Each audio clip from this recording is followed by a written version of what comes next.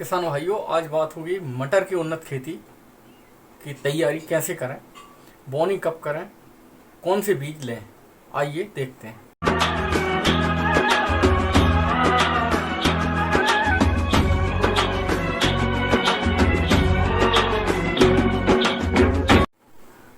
नमस्कार किसान भाइयों, मैं राकेश बक्सी उन्नत खेती चैनल पर आपका स्वागत करता हूं।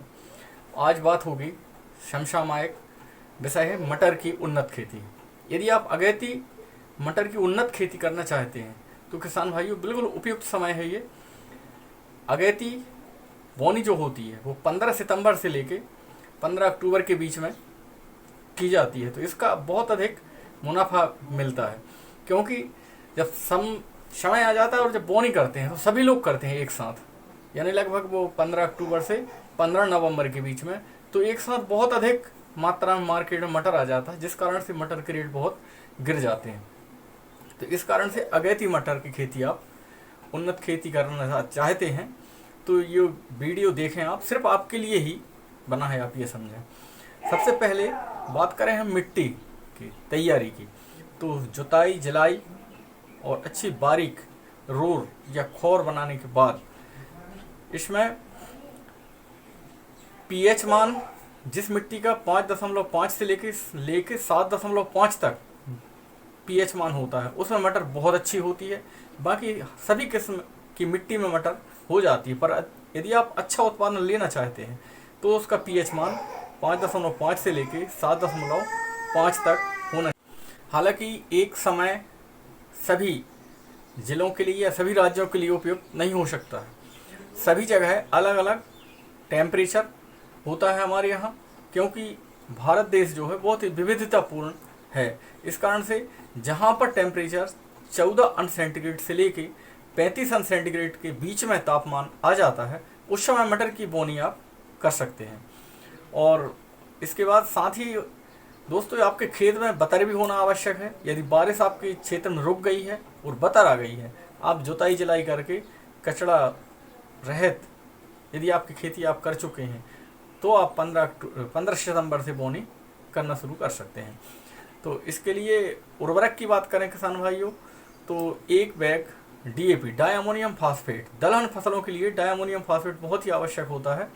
तो एक बैग डीएपी यदि आप डाल देते हैं इसमें तो ये पर्याप्त होता है। 2 से 2.5 ट्राली अच्छा सड़ा हुआ गोबर या बर्मी कंपोस्ट आपने बना के रखा है तो 7-8 बैग यानी लगभग 5 क्विंटल प्रति एकड़ के हिसाब से आप बर्मी कंपोस्ट भी यदि दे देते हैं, बहुत ही अच्छी किस्म का आपका उर्वरक प्रबंधन हो जाएगा। बात करें किसान भाइयों बीज दर की, तो 40 से लेकर 60 किलो बीज प्रति एकड़ के हिसाब से मटर की बोनी के लिए सर्वोत्तम होता है। और यदि आप घर का बीज बना के आपने रखा है तो इसको आप 70 किलो ही बोन, क्योंकि इसमें से जर्मिनेशन जो होता है वो कम होता है। अच्छे उन्नत जो बीज हैं अलग अलग क्षेत्रों में अलग अलग वैरायटी के बीज पाए जाते हैं, और आप उन्हीं बीजों का सिलेक्शन करें जिस क्षेत्र में जो बीज अच्छे होते हों, पता कर लें आप। वैसे कुछ अच्छे बीज 2-4 अच्छी कंपनियों के नाम मैं आपको बता देता हूँ, जैसे GS10, आज़ाद 5, अर्किल मटर है, AP3, जवाहर 2 और PSM 3, ये कुछ अच्छी वैरायटी हैं। श्री राम की AP3 भी बहुत अच्छी है, और सलोनी करके एक श्री राम कंपनी का बीज है, वो भी बहुत अच्छा है। पर आपके क्षेत्र में ये हो रहे हैं अच्छे या अच्छा उत्पादन दे रहे हैं कि नहीं, ये आप पता कर लें तो बहुत ही अच्छा होगा। फंगस बहुत ही अधिक नुकसान पहुंचाते हैं किसान भाइयों, बीज उपचार का भी विशेष तौर पे आप ध्यान रखें। 3 विधियों से जो मैं हमेशा आपको बताता हूँ, FRI, यानी कि सबसे पहले फंगिसाइड से, फंगिसाइड में आप थायरम और कार्बेंडाजिम का जो मिश्रण है 63% मैंकोजेब और 12% कार्बेंडाजिम का जो मिश्रण आता है, ये आप साफ के नाम से आता है कंपनी का जो प्रोडक्ट है, वो आप बीज उपचार कर लें उससे। या दूसरा उसके लिए थीरम करके जो दवा है उससे भी आप कर सकते हैं। या फंगिसाइड के लिए झलोरा करके एक दवा है, वो भी आप इसका उपयोग भी कर सकते हैं। इसके बाद इसमें मतलब राइजोबियम कल्चर से यदि आप उपचारित कर लेते हैं तो जो नाइट्रेट आपकी भूमि में पड़ा रहता है वो नाइट्रोजन के रूप में आ जाता है इन बैक्टीरिया के द्वारा, और आपकी जो फसल होती है उसको वो नाइट्रोजन उपलब्ध करा देता है। इसके बाद इंसेक्टिसाइड, तो इसमें इमिडाक्लोप्रिड या थाइमोथॉक्सिजोम से आप बीज उपचार कर लें। इसमें 2 ml प्रति किलो बीज की दर के हिसाब से इंसेक्टिसाइड से भी आप कर लें, क्योंकि इसमें पाउडरी मिट्टी और जड़ सड़न और बहुत ही फंगस नुकसान पहुंचाता है, इसलिए बीज उपचार आप जरूर करें। किसान भाइयों, बात करें खरपतवार प्रबंधन की, तो मटर की फसल बहुत ही नाजुक होती है। इस कारण से इसमें प्री इमरजेंस यानी कि बोनी से पहले आप पेंडीमेथिलीन 1 एकड़ के लिए 1 लीटर पर्याप्त होती है, इसका स्प्रे करा दें तो सभी किस्म के शाक जो हैं वो उग नहीं पाते हैं 1-1.5 महीने तक। और उसके बाद 1.5 महीने के बाद यदि आप निदाई कराएंगे तो वो हाथ से आपको करानी चाहिए, क्योंकि फसल पे कोई भी रासायनिक स्प्रे करने से उसमें फसल का बहुत ही बुरा प्रभाव पड़ता है और वो फसल बढ़ नहीं पाती, सही वानस्पतिक वृद्धि नहीं कर पाती है। बोनी के समय आपने यदि वो डाल दिया है अपना DAP डाई अमोनियम फॉस्फेट, और इसके बाद लगभग 1.5 माह बाद जब आपकी फसल की अवस्था 1-1.5 महीने की हो जाएगी, तो उस समय आप 45 किलो यूरिया 1 एकड़ के लिए और 5 किलो माइक्रोन्यूट्रिएंट्स और 5 किलो सल्फर की मात्रा मिला के, और यदि आप वर्मी कंपोस्ट भी यूज़ करते हैं तो उसको भी लगभग 1 क्विंटल प्रति एकड़ के हिसाब से इतना सा मिश्रण बना के आप फैलवा दें या मटर के पौधों के पास भुरकवा दें, तो बहुत ही अच्छा आपकी जो मटर की फसल होगी काफ़ी अच्छा वानस्पतिक वृद्धि प्राप्त करेगी।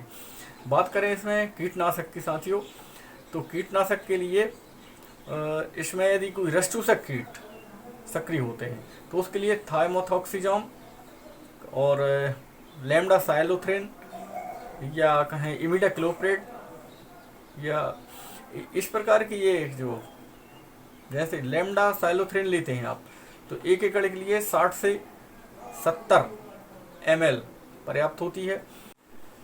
यदि किसान भाइयों फलन अवस्था में कीट व्याधि सक्रिय होती है तो इसके लिए आप कोराजन 5 ml प्रति पंप के हिसाब से, या कहें कि 3 लीटर पानी में 1 ml कोराजन, या आपका पावर स्प्रेयर है 20 लीटर का है तो 10 ml कोराजन आप इसमें डाल के स्प्रे करते हैं, तो सभी किस्म के कीट व्याधियों से आपको निजात मिल जाएगी। इसके साथ फ्लुवेंडामाइड या फैम के नाम से आता है वो भी आप डाल सकते हैं। वो 3 ml की मात्रा रखनी है आपको प्रति पंप। 15 लीटर का यदि आपका पंप है तो 3 ml फैम का प्रयोग करें आप। इसमें इमामेक्टिन बेंजोएट भी आप प्रयोग कर सकते हैं। तो इमामेक्टिन बेंजोएट का जो मात्रा है वो लगभग 100 ग्राम प्रति एकड़ के हिसाब से, यदि 1 एकड़ में आप 6 पंप दवा डालते हैं तो आप ये मान लीजिए कि 15 से 18 ग्राम प्रति पंप के हिसाब से दवा मिश्रित कर लें। बात करें किसान भाइयों सिंचाई की या इरिगेशन की, तो बोनी के बाद तो तत्काल पानी आपको लगाना ही है, और इसके साथ इस बात का विशेष ध्यान रखें कि पानी का भराव ना होने पाए, और हर 12 से 15 दिन के बीच में आप फसल की स्थिति देखते रहें और सिंचाई करते रहें, तत्काल निरीक्षण करते रहें। इसमें विशेष सावधानी पाउडरी मिट्यूल का खतरा जो होता है, तो इसलिए टेम्परेचर का आप ज़रूर ध्यान रखें बोनी करते समय। जो सावधानियों के बारे में बात करें तो सबसे पहले टेम्परेचर का ध्यान। यदि आपके क्षेत्र का टेम्परेचर 14 अंश सेंटीग्रेड रात्रि का टेम्परेचर और दिन का टेम्परेचर जो है अधिकतम 35 हो, उस समय आप बोनी करें। और दूसरा, इसमें जल भराव ना होने पाए आपकी फसल में, इसका भी आप विशेष ध्यान रखें।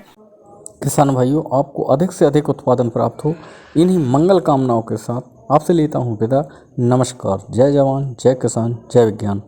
किसान भाइयों, यदि मेरे प्रयास अच्छे लगते हों तो ये वीडियो आप शेयर ज़रूर करें, अपने साथियों को भेजें जिनको ज़रूरत है मटर की उन्नत खेती करने के लिए, उनको ज़रूर भेजें और आप अधिक से अधिक उत्पादन प्राप्त करें।